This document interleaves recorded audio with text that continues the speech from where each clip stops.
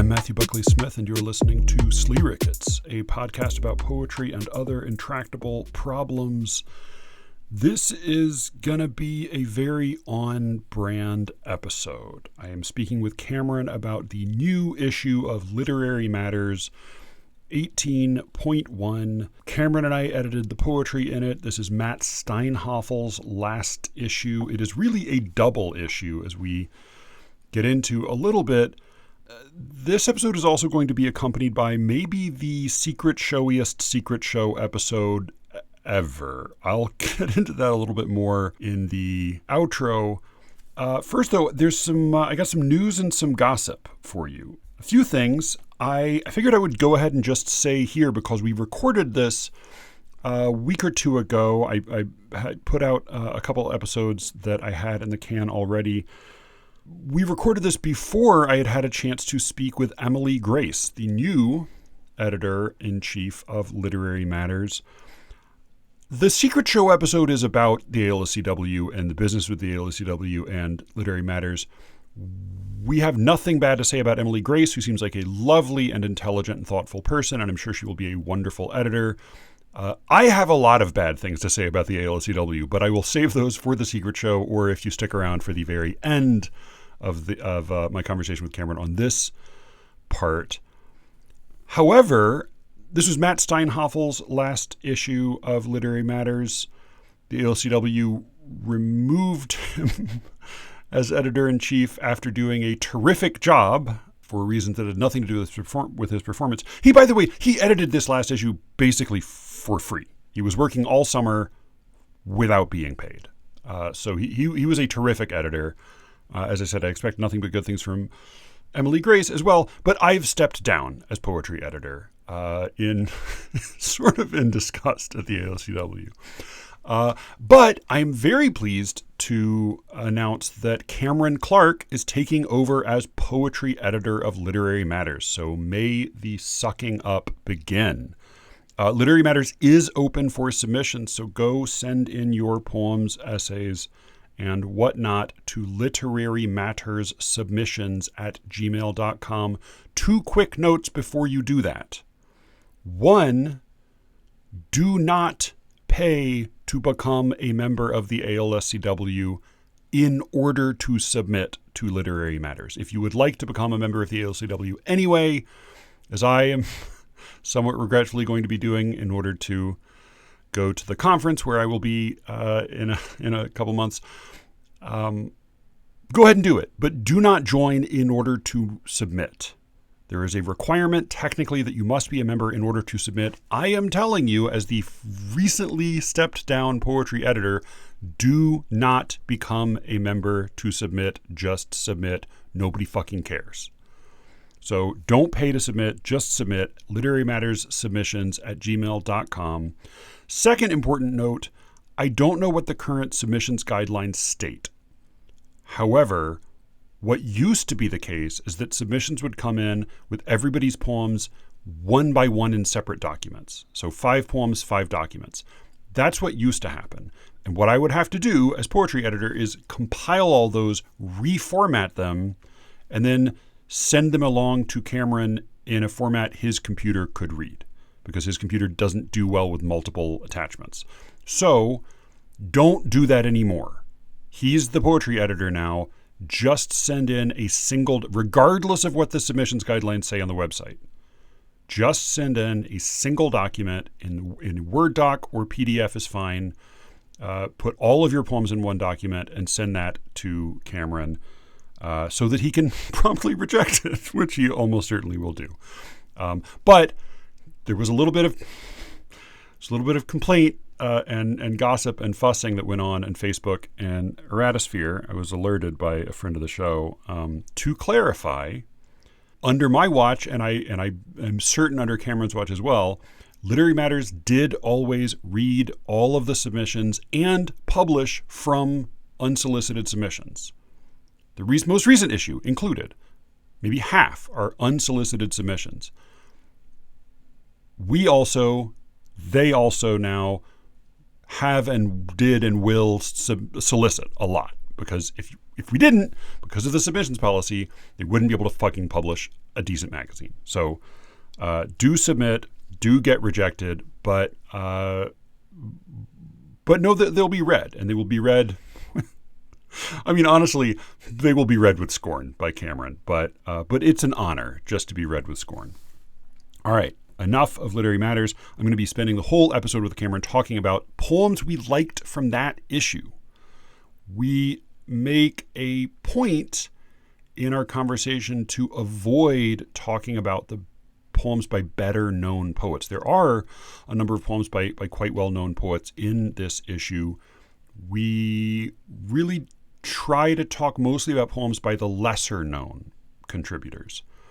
However, early in the conversation, we dismiss the possibility of discussing some poems by Maury Creech. He gave us a couple of excellent poems that are in this issue. And we dismiss the possibility of talking about them because Maury Creech is too famous. That was our criterion. We said, well, Maury's too well known. We should talk about some less well known poets. And then the day after I recorded this conversation with Cameron, I was listening to the Rattle poetry. It's not Rattle. It's Tim Green and Katie Dozier at Rattle do the Poetry Space podcast. And in the episode I listened to the next day, Tim Green said, "Oh, I've never heard of this guy, Maury Creech."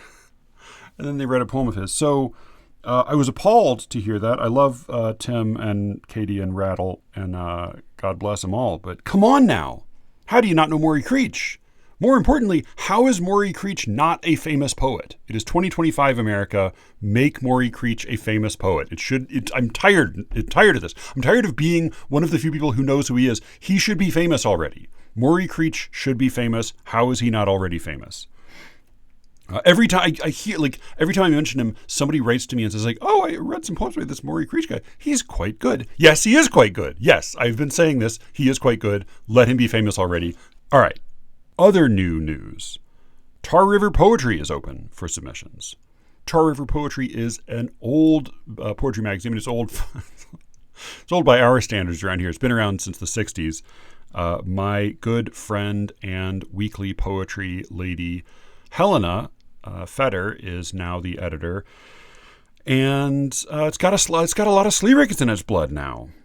Alice and Amit are on the board. Ethan is doing God knows how many jobs for the magazine, and I'm the prose editor. So send us your poetry and prose. Prose has got to be prose about poetry. And we don't publish a whole lot of it, and I'm extremely picky. But yeah, send in your poems and prose. We've got a submittable because we're a real magazine. So I'll put links in the show notes to all of that, but tarriverpoetry.com will get you there. Oh, and just because I talked to him last night, I had a great conversation with Steve Knepper of New Verse Review, and he mentioned that they are looking for poems for their Halloween issue. So if you have Halloween poems, send them to New Verse Review. Also, Ethan's a crossover. He works both there and Tar River. Last two bits of news. I had a great conversation with Matt Wall about like 4 or 5 Charles Bukowski essays. And he loves Bukowski. His listeners love Bukowski. His viewers love Bukowski. I didn't love Bukowski, but I thought it was a worthwhile conversation. And that is up on YouTube now. Finally, I will be reading this coming Thursday, September 11th at Robert Frost's farm in Derry, New Hampshire, as part of the Hyla Brooks reading series. I think the Hyla Brooks Poets. I think it's like a poetry circle, like the Powwow Poetry Circle. So I will be reading there. The reading starts at 6:30. There's another Hyla Brooks poet named Vin Modugno who's going to be reading, and I'll be there. My brother will be there. His adorable son, Sol, will be there. Zena will be there of New Verse Review and other places. Kyle Potvin, Melissa Juchnovich, and a bunch of other Poetry World people. So come say hi. That is at the Frost Farm in Derry, New Hampshire, Thursday, September 11th, starting at 6:30. And I imagine we'll go if there are places to get a drink in the evening in Derry, New Hampshire. I imagine that is what we will do afterward. All right, Here is my conversation with Cameron about issue 18.1 of Literary Matters, Matt Steinhoffel's last as editor-in-chief, my last as poetry editor, and Cameron's last as associate poetry editor. From now on, he will be dropping the associate qualifier. So return to the issue itself, though. Yeah, which let's is, talk about, but like so many good, so but much good work in disgraceful. here, so many good poems, so Yeah. many good translations I love and this. essays and other things. Yeah. I was really, really pleased with this. And like Matt is so humble and understated, and really will go out of his way not to take any credit, but he very, very different guy and very different editor than Ryan, but really did an extraordinary job and worked very, very hard on all of this. So Oh, no, yeah, no. huge hats off to Matt. All that we have achieved, we can only achieve because of Matt. And like, yeah, he was a great, I mean, and he let us basically edit poetry. But like, the translations, I know he did that with Chris Childs, but the translations and the prose he let in, it was just really, really good stuff. Yeah. So like, what a aesthetically credible editor in that way. And for writers who always feel like editors do not give them their due, like I would have email exchanges with Matt where he would say he's the editor in chief. Like he has a lot of things to do, and he's running the ALSCW effectively. He's the one actually doing he's the bookkeeper, he's everything. And so he would write to me and say like, I've read this submitted essay 3 times now, and I think it might not really be good enough for us. Like he's giving it so much more time and attention than most editors would read the first paragraph, say like, nah. Like he's really, really taking his time considering these things in a thoughtful way. Yeah. Oh no. Yeah. No, he's hugely responsible for how good it's been since Ryan. Yeah. Let's talk about some poems. So I know you had I think I thought I was glad he put this poem in the position he did, but I think you had one you wanted to talk about, which was the first translation that appears in the in the issue. Well, yeah, no, I think it's my favorite translation, I think, to the Reader by Baudelaire. Yeah, I think so too. Yeah. It's like wonderfully sonic, just beautiful sonic effects. Yeah. It's a famous Baudelaire poem that is the opener of Fleur de Mal to the Reader. Yeah, I feel like you might be better at reading out than me. I presume we are reading out some of the poems. Yeah. Let's do it. So it's a famous poem with an especially famous ending, and it's even like it's become a joke on this podcast from time. I think like I had an exchange with Elijah for this thing, and he included the famous last line of this poem in French in his note to me because it's so recognizable that I think, and I think what the translator here did with it is quite wonderful. Yes. So this is To the Reader from the French of Charles Baudelaire by Tristram Fane Saunders, who's a former guest and editor of the Little Review. Thick and wicked skinflint sin fills our minds and wicks our limbs. Thin what-ifs milk dry our tits, gutter snipes parasitic ticks. Sin sticks. No lily living will shift it. If we ever say sorry, we're selling tickets. We'll whistle while we skip through shit as if our tears might wash it slick. The devil's pillow talk, like Trismegistus's, we can't resist. Resolve dissolves, will shrills and shrinks, but vice is galvanized with zinc. Beelzebub pulls strings and mutters, all that's ugly's all that glitters. Every day the escalator calmly glides us slightly lower, like a poor rake who licks and nibbles at some hired lover's nipples. We squeeze a little suck of zest in secret from life's citric breast. Blood flukes, Satan's schistosomes, within our skulls have made their homes. Our breath makes chilly Chiron shiver. Flooded lungs his sunken river. If razors, rivers, acids, drugs, guns, nooses, gas aren't good enough, life's tapestry, cliched and smug, it's just we're made of softer stuff. Among the monkeys, jackals, snakes, the spiders, scorpions, and vultures, screaming, scuttling, starving creatures in the zoo of our mistakes, in our menagerie of vice, What rough beast come round at last slouches, yawns, and snuffles, cries, only one we like the worst, ennui. He doesn't want to weep. The smoke of our dreams is in his eyes. Narcotic, narcoleptic sleep. His sleep is death. Our dreams are lies. O reviewer, reader, O librarian, O critic, I do not believe you really find me problematic. You are my sister, lover, partner, mirror, songs, cherie, every atom belonging to you as good belongs to me. Phew, man, that is a tour de force. And it, like the idea of turning this poem into a kind of a cento, which we've got Dorothy Parker, we've got Yeats, we've got Whitman, we've got Shakespeare, we've got tons of other poets with little lines and variant lines slipped in there, including just the brilliantly repurposed direct quotation of the last line from Song of Myself. Is yeah, it's like it only energizes this sort of strange like Yeah. auto malediction all the more. Yeah, I was really just mesmerized by this. Yeah, I think there's also a reference to Crane, how Crane's line, till escalators drop. Yeah, till elevators drop us from our day. Oh, And every day which the also, yeah, yeah, escalators. yeah. Does he is that the Crane says till elevators drop us from our day, or Yeah, in the bridge, yes. is he echoing Eliot there? Oh, Till well, human because what did voices wake they? us and we drown. Till humans. Yeah, maybe till escalators. Yes, I didn't. Yeah, no, that would.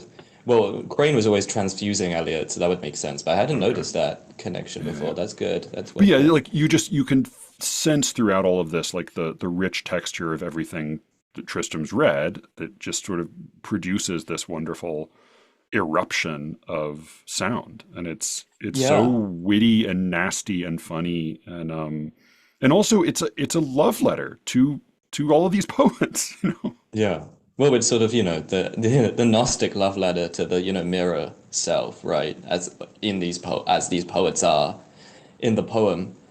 Yeah, But no, I love how it has found a way to harmonize in English the kind of brutal polemic energy that's in the French. I feel like not many, it has done what I don't think any other translation I've read has done, which is that it's embodied the force of the argument itself in yeah, the yeah, yeah, yeah, yeah, yeah, language. yeah. That's so And so like, often lacking from even really good translations of not yeah. just Baudelaire but lots of other poets Oh, no, yeah, is like yeah. it doesn't feel like the original. It doesn't snap like the original. It doesn't Mm, sting like the original. And this one really yeah. does.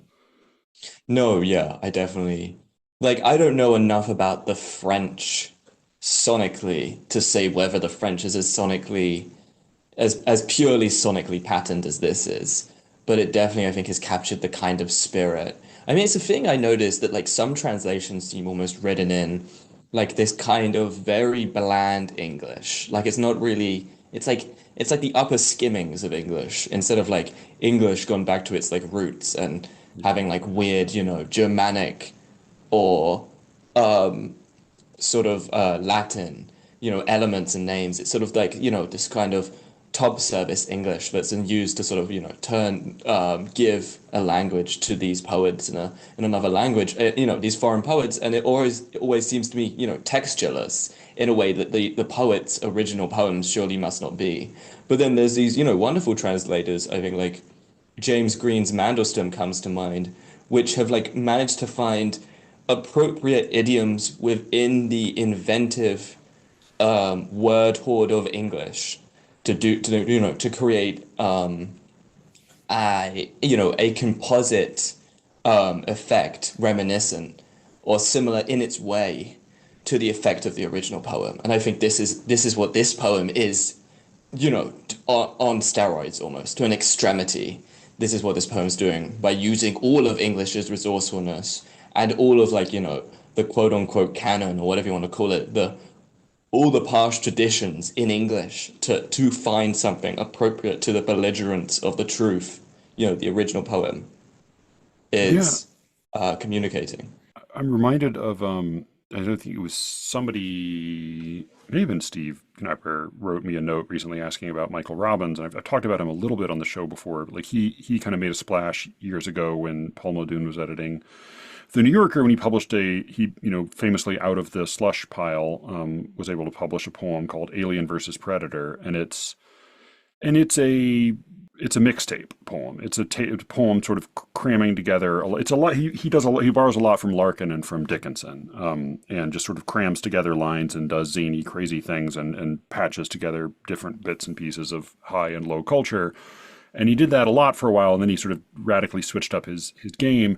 I always found that annoying. I thought he was like a good essayist and reviewer, but an annoying poet. And I think what I see here in this translation of Baudelaire, and what I also see in Mike Devine's poems, we talked, I think, last issue about one of his poems. Oh yeah, yeah, I Is remember. that both of them will also do this sort of ventriloquizing and this mixtaping and remixing and borrowing patches of other people's words and language, but they will do it with Michael Robbins. It always felt like he was doing it for the sake of showing off that he could do it. And here it does feel like, as with good, like, hip hop producers who take existing sounds and reshape them, it's for the sake of its own effect. Like it's not just for the sake of showing like this is a thing one can do. It is actually aiming to produce an effect in the poem overall. Like it is serving the purposes of the poem rather than just serving the ego of the poet.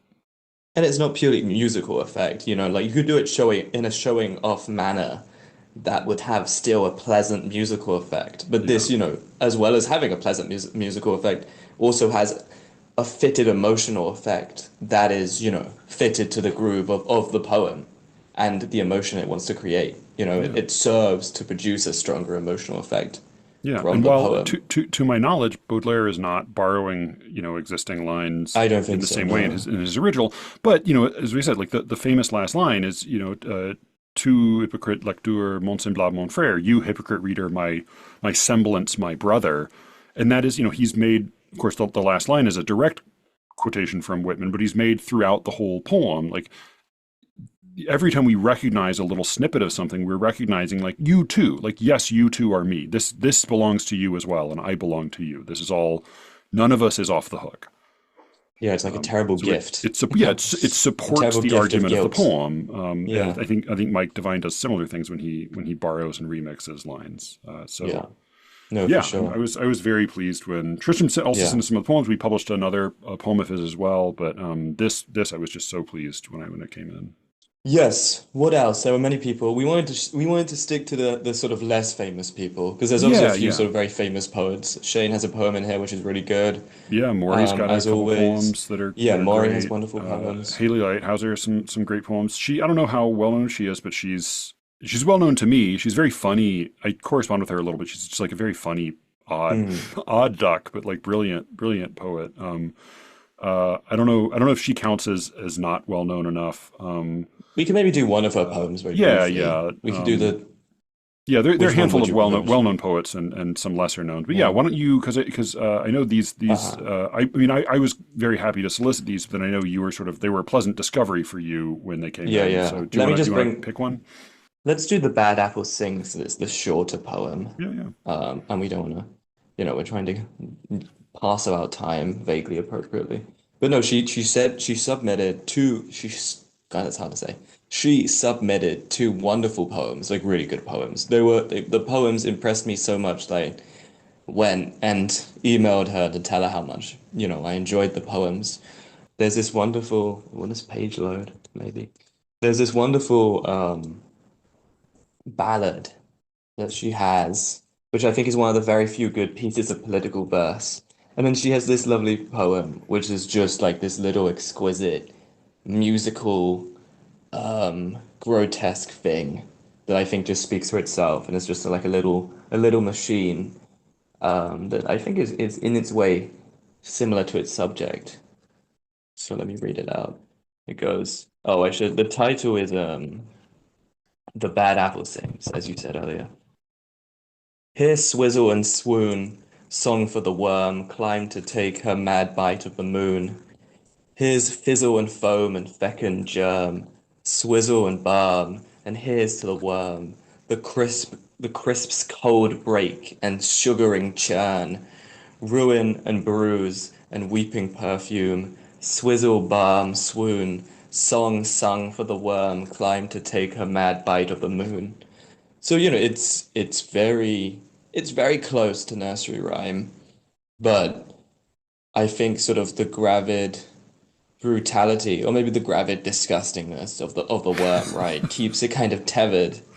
Like it's a little corpse song almost. And it has that She kind of. writes with a strong stomach always. She does. She really does. But no, I was just those two poems were a real pleasure because I remember I was we were having a conversation about whether we should only publish one or two of them for space. But like, yeah, no, I'm very pleased we did both of them in the end because they're just really, really beautiful things that you don't see often especially in contemporary poetry and especially in new formalism. And like that uniqueness of vision is just, I think, really intoxicating for me. Yeah. And I'll say in conversation, she is her take on new formalism as a larger category tends to be pretty scathing.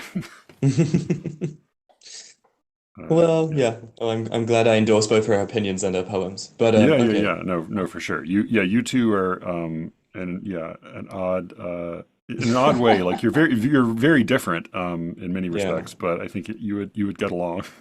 Yeah.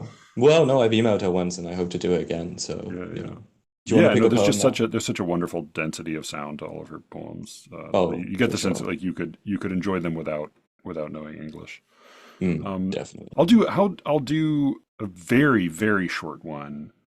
So we took I was very pleased we took four from Pedro Poitevin. I don't know how to say his name actually. I think that's I'm guessing. Not that I know how to say anybody's fucking name. They're all pretty short. I think two of them are sonnets, and then this is a 3-line poem. I so Pedro is a mathematician by profession, and apparently like a pretty accomplished mathematician. But we know him on the poetry end.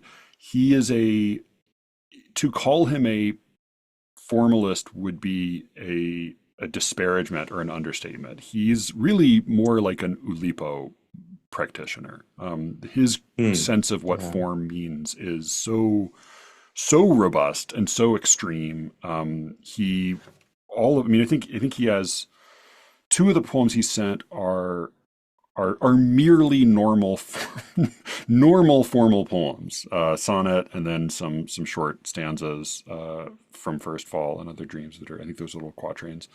But the other two he sent are a left-handed sonnet for my future absence, which is again like I always have some ambivalence about like my ambivalence about erasures. Is like is the fact that it is an erasure how crucial is the knowledge of that to the function of the poem? And I think like I've kind of ambivalence about how much you should have to know in order to appreciate the poem. This one is such a great concept. The inscription he says after Ravel's concerto for the left hand composed for Paul Wittgenstein, brother of Ludwig Wittgenstein, who lost his right arm in the war. So Paul Wittgenstein was a classical pianist. He lost an arm in the war, and then Ravel composed a concerto for him to play with just one hand. And so, without explaining what he did, then Pedro wrote a whole sonnet using only the left side of the keyboard. And then the poem I was going to That's read, really just because nice. it's so short and so taut, is called Senryu at Zion National Park. And Senryu, I had to look it up, but it is apparently a Japanese form, sort of cousin to the haiku, but it tends to be more concerned with human behavior and maybe more a little bit more biting and satirical. This is I don't know that I have a good interpretation of the poem, but the thing that is so insane about it is that it is a perfect palindrome, letter by letter, start to finish, which he does in a lot of his poems. And it's just like knowing how difficult it is to write a normal level of form. It always kind of blows my mind. This is Senryu at Zion National Park. Pools emit red now. An inward tenant drawn in a wonder, time's loop. Pools emit red now, an inward tenet drawn in a wonder, time's loop. And yeah, I just left it sort of in awe. I mean, I think there are the challenge with I mean the challenge one of the one of the when you're really like really refining an extreme formal art like this, then you the challenge you start to run into is like how credible is this as a voice? How credible is this as a natural use of language? I find this to be pretty. It's very spare and it's very taut, but I find it to be pretty exquisite. Just as a this tiny perfect. It's like one of those little tiny inscriptions on the back of a a cog in a watch or something. Pools emit Yeah. red now, an inward tenet drawn in a wonder, time's loop. Well, it's like what the imagists, I think that's how you say it. Well, the Yeah, imagists, wanted from the poem, which is it's just a pure, clear, well-like image, yeah, um, that in like its simplicity and beauty ca does inspire emotion, if not it doesn't, if not, centering a literal emotion inside of itself. It's just yeah, like a little, it's like it's as functional and pure to itself as a little beautiful pool would be if you found it in nature, you know. It has that kind of complete sufficient beauty that needs almost no, external yeah, definition or explanation. And yeah. like, what I'm making sort of spurious biographical comments, but the fact that he's a mathematician seems very correct to me because he has like a mathematically beautiful vision of music, right? A kind of Right. mathematical ability to make these pure crystalline forms out of sound in a very sort of in a very musical way, in the way that sort of the musician might think about abstract forms and notes in musical notation. But no, it's quite beautiful. And I actually, funnily enough, I'm not on Radisphere very often, but I was on it randomly yesterday because I don't think I had shit to do and I wanted to fill the time with some like nonsense. But I was on a Radisphere and I saw Pedro. I think I'm pretty sure I saw him on there. So, that was quite exciting. We sort of crossed paths, Oh, almost good. kind of. And I think he posted on the thread I created when I was advertising the new issue of the magazine there. But no, that was very nice. But no, Yeah, I totally yeah. agree with you. These poems are sort of musically and formally, simultaneously, and basically that's the same. Simultaneously astounding, and also just still conceptually there, which is like the risk you run with doing these forms. That you eliminate the actual concept, the actual like emotional, imagistic heft, or even experience out of the poem for just pure experimentation. But he's kept the experience in there, and that just sort of really gives them sort of mastery in effect. Yeah, yeah. I mean, he breaks, and typically in all of his like really experimental poems, he breaks my kind of intuitive rule for form, which is that the kind of the fruitful tension of poetic form is that you have the denotative function of the language at odds with the sonic function of it, so that the form Mm. is governed by sound and the grammar is governed by sense, and they have to find a way to work together. And there are there are counter examples, but his generally speaking, like I find, for example, forms that involve counting the number of words in a sentence to be kind of dumb and beside the point, because you're not Yeah, they're hearing, contrasting. you can't hear that, Yeah, yeah, that you really should be listening. You should be balancing something you can hear against something you can comprehend, and then it's that yeah, weight, that counterbalance that makes the poem uh, sort of swing and spin. And he's I mean, in his case, it's just he's not doing that at all. I mean, he's looking at like the not the words but the letters. mm. But it's like he takes it to such a heightened degree that I just have to surrender. I just have to say, like, all right, fuck. This is You throw in the insane. This is towel. so Yeah, insanely difficult yeah, that it's just I just have to take my hat off. yeah. Um, No, I totally agree with that. yeah, yeah. Here's another one I got that I was really pleased with. I think this was the last poem we accepted. I Uh-huh. think the last poem we accepted. And this is somebody who's also published some in New Verse Review, has published very little online. I looked for Uh-huh. him after we'd read his poems, and he's has basically no presence online. But Right. um, I was really impressed by the poems he sent. So this is a poem. Even more impressive in this case, he wrote a poem about Gerard Manley Hopkins, whom I don't like, yet I love this poem. So the title of this is Regarding the Wreck. It's by T.O. Brandon. And wreck is uh, in italics because this is about the wreck of the Deutschland, Right. rather it's about a letter about the wreck of the Deutschland, which is Mm. by Hopkins, Gerard Manley Hopkins' Hopkins. famous long poem about the destruction of a ship called the Deutschland and the death of the Catholic nuns who are on board. And he he yeah I think it's fairly clear reading it out, but it's sort of it is about a correspondence about this poem.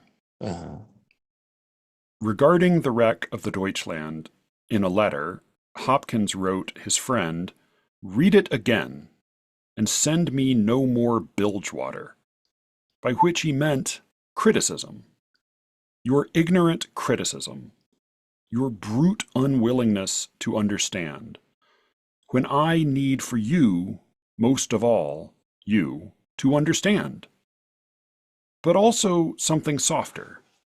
How on a ship, the water in a cask, the water in the bilge, will settle over time, will fructify with stillness, until the water of the Thames becomes a lambent thing, sweet as rainwater, sweeter than rainwater, older, unrivered, rich, the sediment and trash all settled out, not mud and offal, but the water's glass and mirror in a cask.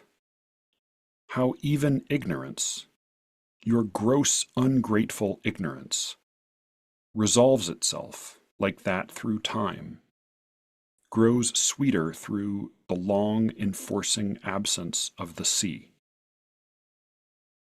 Whew, man, that is, that is a wonderful final line. A long yeah, enforcing absence of the sea. That's yeah, there is um, such a confidence to his management of a really a sort of like a fairly heightened register in much of it, hmm. but it's yeah, like it is so sure, this voice. Like it's such Yeah. a recognizable and sure voice that I just entirely entrust myself to as I listen. And it's two sentences and it feels spoken throughout. As you know, like Hmm. as you know, rich and carefully chosen as the language is, it does feel credibly spoken from start to finish, and he carries you through this extraordinary and extraordinarily beautiful transformation that does seem to be enacted in the language. I mean, it's language about language about language, and he's and of course he's also making use of the imagery of the ship, which is what the original poem's about. It just seems to me in such a with such a casual air, it feels tossed off, but it is, I think, really exquisitely well shaped. And I just like reading this, I thought, like, who the fuck is this guy? And the answer is like, I don't know. I still don't know. He's a teacher somewhere, like publishes poems occasionally. But yeah, I was really blown away by this. It reminds me of something Harold Bloom and Jeffrey Hill, I think, both said in slightly different ways about the strength of very good, or if you want, very great poetry, which is that it has a kind of authority in its utterance and in the stringing of its weird conceptual and even moral sort of impulses and interests together. It does it with such a kind of intense authority that it sort of makes, the little world of the poem seem while you're in it, overwhelmingly real and effective. And I think that's what I get in this poem, a kind of very strict and powerful authority that's bound. all of its conceptual elements together into sort of into a sort of really affecting pattern. And that kind of authority is pretty rare, I think, in poetry. I mean, as goodness is pretty rare in most things. But it's sort of a pleasure to see it in this poem enacted. And it Yeah, just does have a wonderful, wonderful final line. I right. mean, It just you couldn't yeah, ask for like something better. yeah, I don't. I was just reading it through aloud this last time. I think I mean, certainly it's a distinctive sound. Like it feels like this is some Yeah. guys. This is like, I mean, he had honestly had a very long poem about a Vermeer, and I think partly because it was very long and because I wanted people to pay attention to this poem. I didn't want to like, if you put two poems together and one's way, way longer than the other, Yeah. sometimes you lose track of it. And my fear was like, Right, right. I'd put two poems together, one way longer than the other, and they'd end up kind of losing track of the shorter one. And we Yeah. also have a Yeah. Be different swallowed. poem, another very good poem in this issue about Vermeer. So I didn't take his long Vermeer poem, but that was terrific too. Like it was like a Yeah. functional piece of art criticism in a long monologue. The one voice I did hear a little bit, just because I always like identifying these kind of like textual echoes. And I don't know if this is truly there, if it's just my ear, but I hear here where north the night, the burg of death, crowd me out of the ignorant darkness. I see at last that all the knowledge I wrung from the darkness, that the darkness flung me, is worthless as ignorance. Um, Yeah. That's 19 off, isn't it? yeah, yeah, yeah. Maybe it's just the Yeah. repetition of how even ignorance, your gross, ungrateful ignorance, resolves itself. Yeah. And it But has a yeah, very good, it has a similar sort of pentamic, iambic authority in those yeah, yeah. lines, a kind of iambic rumbling Yeah, that this and it's poem like it's does. so rare to hear confident declarations about abstractions that Oh, like yeah. ring true and don't put me off, you know? Yeah. Because it doesn't. I Oh, think yeah. like yeah, The I just authority. like again, it's sort of the difference between we were talking. We had a long conversation after we recorded last night where we talked about writing poetry, and I built up an unfortunate long metaphor about like uh, a sure hand as a writer of poetry being comparable to like like competence in having sex. But it does feel a little bit like when it's like when you can feel like Keats says when you can feel a poem's designs upon you. It's like the cheesiness of a guy making an obvious move. You feel like, oh, yeah, this just makes me feel gross. Whereas like if somebody just like grabs hold of your dick and is like, no, no, no, I know what I'm doing. Just shut up and let me do this. It's like, woof. All right, okay, all right. I'm just going along for the ride now. Yeah, or even if Yeah, you're carried away in the flow of someone else's flirtation, it like yeah, has yeah, yeah, that, yeah, yeah, the authority has borne you up and driven you along with the speed of the poet, the yeah, speed yeah. of their thinking. Yeah, No, it's a really good I poem. just trust. Yeah, I just trust this voice. So yeah, I was Yeah. very pleased with that. Yeah, you want to grab another one? I wanted to do let's see. Wait, let me just go through the poems again so I don't miss anyone out. We have We not. did We have have, Neil Campbell, editor of the Poetry London, has a really good poem here. yeah. David Lehman. I was gonna say David Lehman Yeah, has a it's a surprisingly good yeah, poem about William Blake. weird, very funny poem. I really Yeah, very liked. good. Yeah, and our dear Elijah, of course. Oh, who can forget? I mean, Elijah he scored well because he's got a poem. He has has a couple of translations, and I believe he has an essay. Oh Um, man, yeah, Elijah, sorry, I didn't hat kicked trick. my stuff. Yeah, no, Elijah's doing very well. I mean, as Yeah, I'm glad to say. We have I won't read it, but I will mention we have another really wonderful sequence from the poet R. Nemo Hill, yeah, long who sequence. is Yeah, yeah, I won't that's a read wild it. ride. Yeah. But yeah, no, so I got Nemo, I don't know, I think it was in the last issue or the issue before that. He had his poem, oh God, I've forgotten its name. No More, I think, which was just this wonderful, kind of long sequence on death. And I kind of think of these poems that Nemo keeps putting out as kind of like sonatas almost. So they have that kind of complex musical interaction around a single thematic variant. And this one's Narcissus. And it's just a wonderful sequence of really complex poems that come together in the strangeness of their music, if in the strangeness of their various musical forms and in the strangeness of their content to like this really piercing and just musically wonderful vision to experience. So I'll say that. Yeah, yeah, yeah. I just had, having read through Auden's collection, Shield of Achilles, which is also like, I think, has like lots of sequences Yeah. of different forms of poems all addressing similar subjects in a row. Yeah, this is very much in that spirit. But yeah, very well done. Yes. No, he does. In my opinion, Nemo Hill is a bit like Auden if I liked Auden. You know, like that. That's my opinion of his work. But I Yeah, really don't like Auden that much. Ryan So has four good translations in here. yes. Yeah, yeah, Sorry, I'm just looking at The Visitation by James Midgley to see how long yeah, it yeah, yeah. is. He has, by the way, I think he wins for. I'm sorry you can't appreciate it. He wins for author photo because his photo is almost like if you said like send in a comical photo that is a joke version of what a poet's photo would be. It's there. It's Yeah. great. It's perfect. Yeah. What's he doing in it? What's the He looks like a young, handsome Edgar Allan Poe with the wind ruffling his hair as he stands out on the heath, like staring into the distance in an overcoat and a scarf. I mean, it's pretty hilarious. It's great. I mean, he looks great, but it's like Yeah. it's a hilarious, it's a perfect poet photo. I actually knew him when I was quite young because I saw him on some poetry forums when I was like 16 or 17, and he always seemed like someone, when you're back in when you're like in any social grouping, you can get these sort of silly social sort of anxieties forming. But like I remember when I was posting very, very early poems, which were pretty crap and being torn apart, he was one of the poets who would post very infrequently, but would post something really quite, astonishing, and there wouldn't be any critiquing going on, there would just be praise. So I remember like I sort of aspired towards that when I was very young. So it's kind of nice to randomly publish him now. Yeah, But I've been a big for fan of his sure. work for quite a while. Yeah, you want to read the Um, Visitation? yeah, I'll read it. I might read the Nightjar actually. I think I Okay. would. How long is the Nightjar? I mean, is the Let me look. No, well, it's a little long, but yeah, I think you can read it if you want to. yeah, why not? Okay. Do you want to give a little like prefatory word? Yeah, sure. I mean, I'm not sure what prefatory word I could give it. It's a free verse poem. I saw it actually on a Rater's Fair and I solicited it. But it's a free verse poem.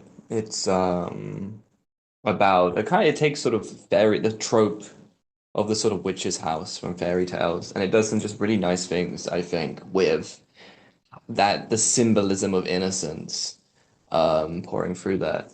But let me read it. So the Yeah. Nightjar. Do you remember the stream, the tree, the old stone cottage the two boys came to? Though they sensed they'd crossed into the land of some shriekish neighbor who any moment might appear at a high windowsill, red-faced as a vase of roses. They knew that tree had made itself for climbing. They clambered up the sunlight stammering ladder, reached into hollows, placed there perfect placed there perfectly for their reaching, all while the wind was a seething room which wouldn't take them anywhere besides where they were meant, each finger a slender-boned bird's tongue, each handhold a mouth stretched and muttered. They looked down into a stream muscled with every kind of fish they could imagine, buckled eels, mudlarked gold of tench, and inchlings nipping, gnawing, and conjoining. They saw the roof tiles spread below like fledglings, preening in the wind, and the cottage window empty still, and one turned to the other and said, "Do you remember?" and trailed off, both unsure of what came next. There the bough hang heavy as a sow's belly, with every kind of fruit, though all of it was wasped and rotted. All would soon tear the tree down with it. Their hands hurt for holding. Dusk fell as if out of one such hand. What came to the window then was a bird, though neither saw whether from the old house or from the falling sky. On long fingernails it seemed to sit, and sitting sang, and the song was full of where the boys had been before they could remember, a blackberry kind of place, a singing at the end of thorns, a yammering clock or childish snow globe inside which, the cottage opened onto bird, and bird sang of cottage, and of the boy who, knowing what the song meant he must do, hurled his lucky stone to kill it before he lost his footing, before the stone could take on wings, could build a nest, could sing the song the bird was singing from the dark window, before the darkened window was the sky it was.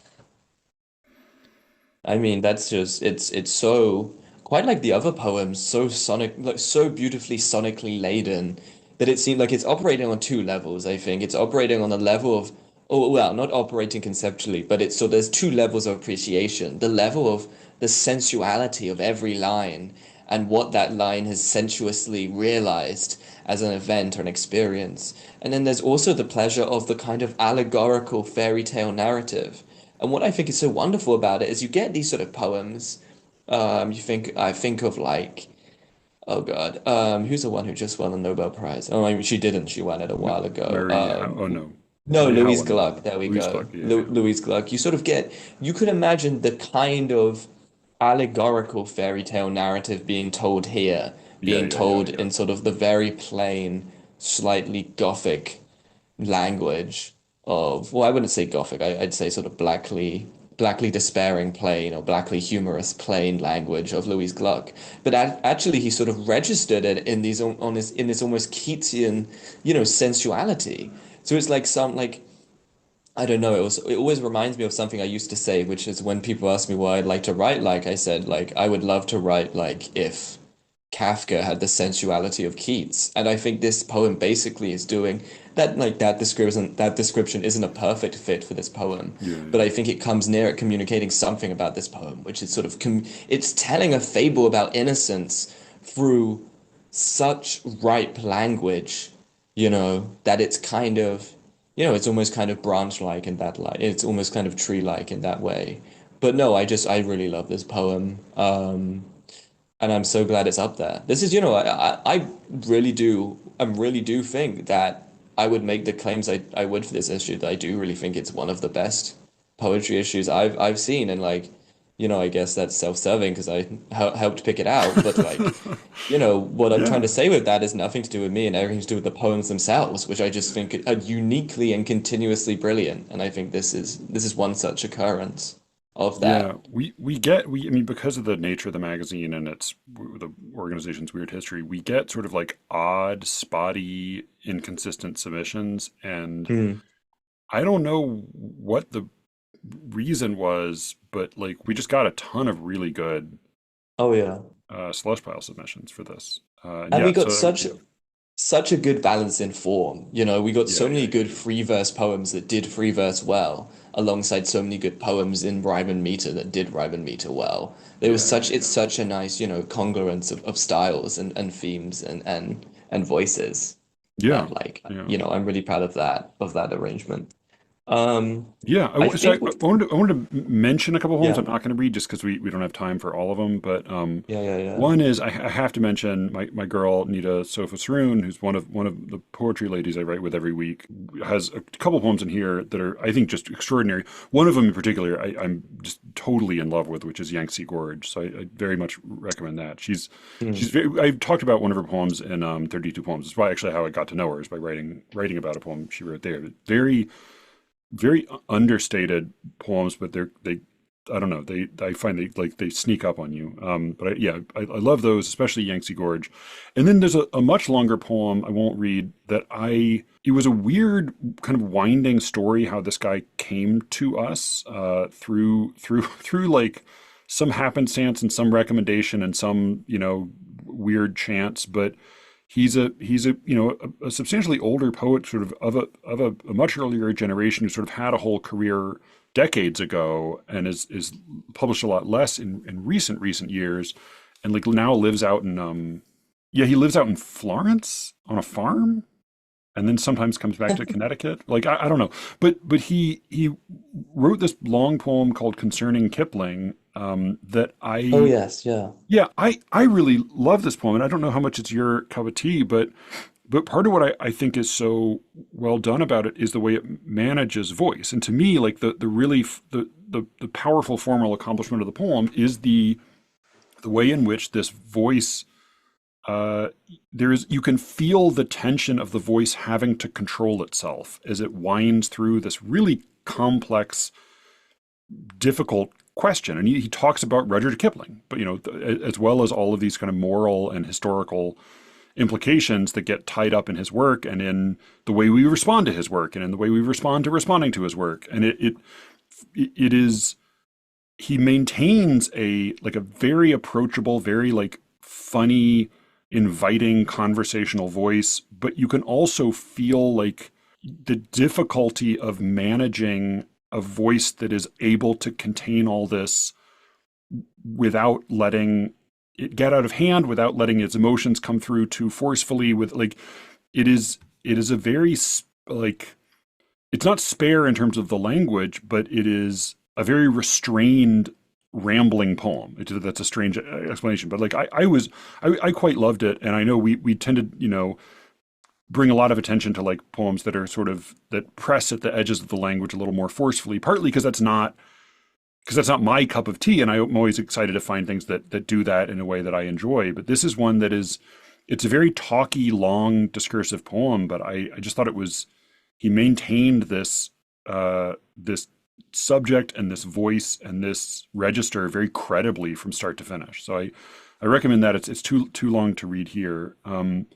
Oh no, What? I mean, not that it's to my close to my aesthetic taste, but I can appreciate control. And also restrained rambling is a pretty good description for what I think rhyme can allow you to do also. Yeah, yeah, In as yeah, much yeah, as, it can take you from concept to concept. So I quite like the phrase restrained rambling. yeah. I want to talk about Maya Venter's Oh, good. at I some was gonna say point. I have one of hers pulled up here. Yeah, which Yeah, one do you have up? Because I can women's also work. read it. Oh yeah. Do you want to read it or shall I? I don't mind. I'll read it. Uh, Okay. and she is I have a little bit of knowledge of her just because I got Ryan taught her. He learned about her work and he recommended her chapbook, which she published before she studied at University of St. Thomas with him. She published a chapbook before studying there, and I bought it. I read it, and it's good, but I mean, she's very young still. She's in her mid 20s or something. But the chapbook, which is I think called Life Cycle of a Mayfly, it's very accomplished. It's Yes. very impressive. I It did feel to me when I read it, I felt like very promising work. Yeah. And then I have to say, the stuff she sent us, I don't know when she wrote it. I don't want to over credit Ryan or whoever else, and she's very much her own person. But the stuff in the chapbook was very promising. This is a big step beyond that. This was Yeah. oh, this is really this is a really realized poet. So Yeah. I was really thrilled with what she sent us. Yeah, so I actually had a similar trajectory to you on this because I got them because you said you solicited or through Ryan they came to you and then they came to me and I'd never heard of it before but I was so impressed by these I was impressed almost despite myself or not despite myself but I was talking to Elijah about it and there's a sense in which these poems aren't quite to the normal kind of linguistic musical complexity I like in these. I like they're Very, quite, very plain spare, spoken. Yeah. conversational, yeah, but there's almost an indwelling power, like an inscape, that I find very hard to put into words, into concepts, but there's just such fierce compulsion to the experience these poems are relating. And such a sort of fascinating, I think especially in this one and especially in one other, it's kind of a very fascinating sort of experience rooted, I guess, in in the feminine and sort of a kind of femaleness, which I think is just interesting, obviously, for both its universal aspects and for sort of its individual ability to let us see into, other minds. But no, these poems are really good. So I actually I've tried well, I got her email address from you, but talked to I think her other I'm not, but by the way, advisor. I don't just willy-nilly give an email address. I always check with people first. I always get Yes. confirmation first. I don't, Yeah, no, I should say that. I should before stop giving bringing up the before email giving address that I've stolen. some poor woman's email address to the troll Cameron Clark. No, but I was being a nice troll Yeah, you because, were being a very I nice read the troll. Yeah. poems. But no, I talked to James Matthew Wilson, who I think also was in charge of her, and we just, he was telling me how good she was, and I was like, yeah, yeah, I was really excited to hear about that because no, she seems like a poet, one of the very few poets I've encountered who's like coming up now, who I'm actually excited about, to see continue and grow. And maybe I shouldn't say that because I'm literally younger than her, so like I'm affecting, some Yeah, weird yeah. wisdom or knowledge that I don't have, but like that is the truth.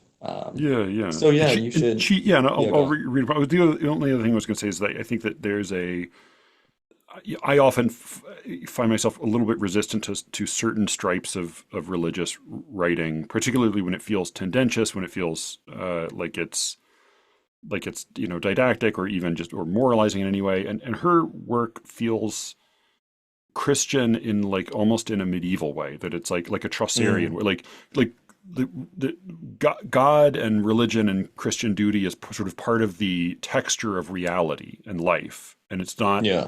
it's not a point she's making, and it's not a pledge she's giving. It's just part of her experience of the world. It's a Um, certainty, but it isn't like pleasure or salvation. yeah, and it Yeah. doesn't feel like it lets anybody off the hook either. Right, for sure. No, Yeah. including God. So this is called Women's Work by Maya Venters. 4C. It's the dedication. The whites I washed are blowing on the line, and light touches my peppers, rosemary and thyme. I sit at the piano, but my hands won't play. The second glass of wine is not enough to quiet my mind. Bread rises. You're pregnant. And I say that I'm so happy for you. And though I am, I'm so, so sad. I know I must believe things can be good. The dark stains in the towels, the woman's empty but upturned palms, the bending goldenrod, this heavy silence on the part of God.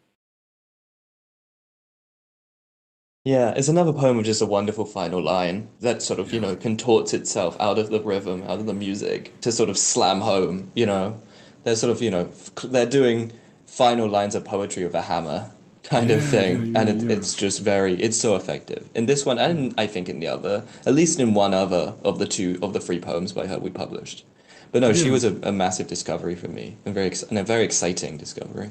Yeah, and just I mean, if her being very plain spoken, she's, yeah, it's wonderfully subtle. There's no Yeah. question about what the pain is, but it's so dignified. It's done in Yeah. such a, I mean, it's both humble and dignified in a way that's Yeah. really hard to do. It reminds me of that in that respect a little bit of the best of Claudia Emerson. Bread Mm. rises, you're pregnant, and I say that I'm so happy for you, and though I am, I'm so, so sad. I know I must believe things can be good. Yeah, it's Yeah, really, it's really, so yeah.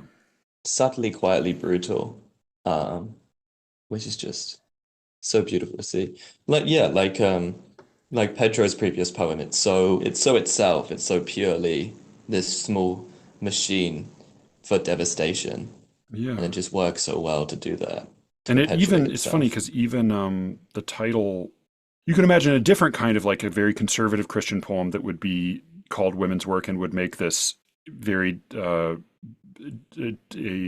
would make this a sort of a commandment or an assertion of the order of the world. And you could also imagine a very cutting feminist poem that would be sort of mocking this concept. And for her, it feels like it's not simplistic at all, but neither is it sarcastic. No, Women's work. It's addressing an experience.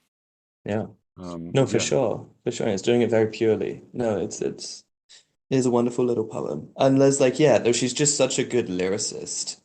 yeah. And all these poems are quite short, but that's never, an insult for me. No, no, From my no, opinion, no. I mean, I love brevity, and I think her Yeah, conciseness is staggering in all three of the poems. I yeah. believe we Is it published. Poe who said a long poem is a contradiction in form or Yeah. in terms? Yeah. No, I think I think I mean, there's I'm so much I'm really proud of in this issue. I mean, I think we Yeah. And like tons we didn't get to at all. Julie Dagno's, Forrester McClatchy's little dagger he's got in Oh, there. Forrest, yeah, no, that's such a good poem, such a good Yeah, vision. Sunil Iyengar's poems are crazy. Mm. Yeah, I really he sent. I mean, that was another one where it's like, fuck, can we take more? Like, I don't think we can Yeah, take. We're taking too many of these. Yeah, but like that they're was yeah a really wrestling good. match, yeah. Um, Yeah, no, he has a what's the poem called? Because I know it by its old title, but I've forgotten. Assurances. Yeah, yeah, yeah. Sure, yes, no, that's really wonderful. That's Yeah, just a that's very. wonderful He's blade. what he really reminds me of in these poems is Thomas Hardy. Um, Yeah, I can like see that. yeah, there's both a like there's a satirical bite in his vision of contemporary social life, as well as a formal control and some compassion as well. Because that's the thing about Hardy is like at his best he's not sneering. Um, Hmm. yeah, I quite yeah out of the box this poem about doing jury duty, which is like a weirdly complex and rich poem. Do you Yeah, want to no, quickly no, do you want it's to close just by reading assurances because I know that was of one course, yeah. we had our small tug of war with him. We don't do a lot of editorial work with like changing poems. We had a small tug of war with him over the title, but I think that he came up with this and I thought it was quite good. Yeah, no, this was a good title in that way. A good But yeah, a my good recollection is summation. this was your favorite of them. Yeah, no, I really like this. This is my favorite of the batch he sent in, yeah, for Yeah, yeah, sure. yeah, yeah. Assurances. Okay, assurances. We often claim to know what we would do if, when we least expected it, the attic door burst and Gestapo special agents came. We tell ourselves it wouldn't be the same. Our outrage would compel an automatic response, one brutal and effective, too. How would we behave if on a flight diverted to a grisly martyrdom or grounded while the world negotiates? No matter which alternative awaits, a nullifying fear or tedium, we're certain we'd pull out of it all right. Just so, we are assured that when extreme contingencies arise, they will present no challenge our resourcefulness can't match, no nightmare that our cunning won't dispatch, as if the tortures others underwent were trials our wish fulfillment could redeem. Now that is, yeah, again, that another final, beautifully like brutal line. Yeah. Like we have all the poems seem to be united in their kind of to the reader quality of ending with various forms of punches to the stomach Yeah, I or love to the it. I love a conceptual stomach. closing. Yeah, I love a Yeah. closing knife wound. Yeah, and I just Yeah. love that he doesn't bother gainsaying this. He doesn't bother. He No. doesn't bother explaining what's wrong with this. He just assumes, No. presents it. No, he doesn't need to, and because in Yeah, the he says all he needs to say in the very presentation itself, in the yeah. very form. As if No, the it's yeah, tortures others underwent were underwent. trials our wish fulfillment could redeem. Yeah. Yeah. No, it's a Yeah. fine machine of almost not contempt. Contempt's too unfair, but it's a fine machine of complete honesty. Yeah. And it Um, is, no, it is pretty good. we. It's not they or Yeah. you. It's Oh yeah. we. Yeah, yeah. Yeah. That's the again. Yeah. But It's that again Mont with Saint the to the Bob, mon reader. frere. Yeah. Yeah. Yeah. Yeah. Yeah. Yeah, no, I mean, I'm really fucking proud of this issue. I'm really furious at the ALCW and the CUA, but this is a really good issue of poetry and translations and prose. Great, great work by Matt Steinhovel and Mm. everybody else on the masthead. Yeah. And Godspeed to Emily Grace. I wish her all the best. And I have no idea if Cameron and I will be involved with this magazine going forward because God only knows what will be happening. But Yes. like like this is something I won't again I won't say what Matt said, but like I will just say what I said to him was that it is really frustrating that like we've made a good magazine. Like Ryan made a good magazine. Lots of people have worked on this. We've made a good magazine. It could keep being a good magazine if people would Right. get out of our fucking way.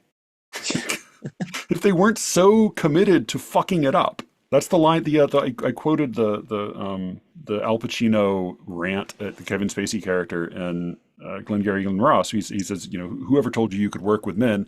And the great punchline to that speech is, your job is to help us, not to fuck us up.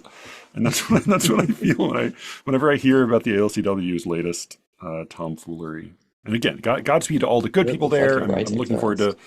working with David Yezi and Elijah and Yeah. everybody else, and so many wonderful people there. I think Ryan is Ethan. Actually, Ethan's going to be at the conference. Well, yeah, and Ethan is part of the team that runs New Verse Review, and That's I true. think Yeah, like yeah, yeah. that And makes and me Tar River poetry as well. yeah, and Yeah. that makes me very excited about both of those. I mean, we had to basically cut off and stop accepting. We like had to Yeah, reject poems that honestly we might well have wanted to publish in future no, issues exactly. because we had to stop. We had to like stop dead just to make sure that there's no momentum going into the next year. Yeah. But yeah, very good to talk to you. Any final thoughts on all this rambling Any nonsense fine? we've done? I'm not. You know what I want? I mean, I don't know. I don't have any final thoughts. But you know what I want? Apart from your listener, I still want some of your listeners to write in and tell me why they like JD Vance. You know, I'm still waiting for that from as feedback from the last episode. But no, I don't think I have anything to add. It's a great magazine. It's really good. Elijah has a wonderful Aztec poem in it. Um, Yeah, yeah, yeah, yeah. but yeah, no, just go and check it out. It's better than Poetry Magnet. It's better than Poetry Chicago. You know, I can give it that. It's fucking better than Poetry Chicago. We should. I want. Yeah, people did enjoy that poetry issue. Yeah. Yeah, I was gonna say Could maybe we we do it with should Brian, or should we find a new person who doesn't read find poetry? a non poet. Well, it might be hard, I guess. Yeah. Yeah. Well, but that's I figured non poets will also they'll have less to lose just talking Yeah. frankly about like what the fuck is this. Yeah, yeah. I do think in a way like just the joke of like wait I thought this was supposed to be good. Yeah. It's pretty worthwhile. Yeah, that is the kind of core joke of the episodes. But like we get a lot of material out of it. Working out why it isn't good when it's supposed to be is quite fun. Yeah, exactly. It's the opposite of this episode.